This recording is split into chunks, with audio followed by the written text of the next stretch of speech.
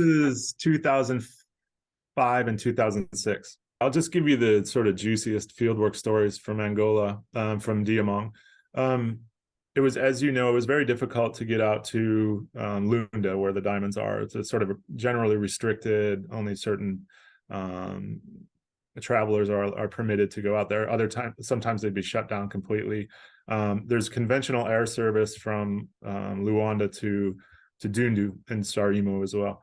However, if you want to go where diamonds are actively being mined, that's much more difficult. And so I would often fly out with private mining companies. So the process there was that you'd go to the airport, but not the commercial passenger part of the airport, but the military part of the airport, and they're adjoined.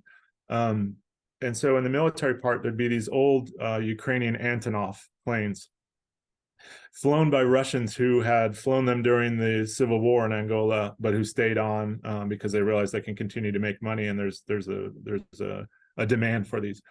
And so you'd get on these planes in the cargo area, and when you flew out to the diamond mines, there's no seats anywhere. And so they'd be packed with everything you can imagine that they would need out in the diamond mining areas, both for illicit mining operations and for commercial mining operations. And so one of the last things they would do would be to slaughter animals. And then they'd put those on with you. And so basically, you just had to find somewhere to sort of lean against for a while. Again, these are huge cargo planes, absolutely packed with cargo, with a tiny little space for 3 or 4 people in the cargo hold.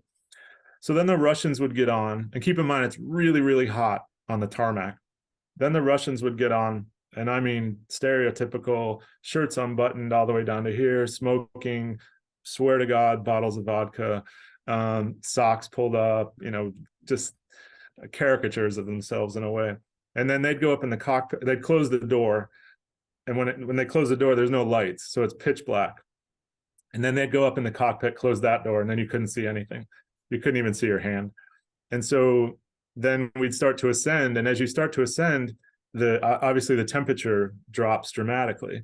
And so, you'd be sweating on the tarmac and then freezing when we hit, I think we flew at about 20,000 feet. So relatively lower than a commercial airline would now, for about 2.5 hours. Again, there's nowhere to sit. You can't see anything. You're cold, and there's dead animals all around you. And so eventually you'd start to descend. And the worst part about that is you could tell, because the air temperature would start to rise. You had no idea where the runway was in relationship to the plane. And so you knew eventually you were going to slam down. And these were just dirt runways in the middle of nowhere. So you'd slam down on the runway, you'd circle around for a while. And this was mostly in Kafumfu. And then finally you'd come to a stop, and the Russians would get out of the cockpit, vodka much lower, and still smoking.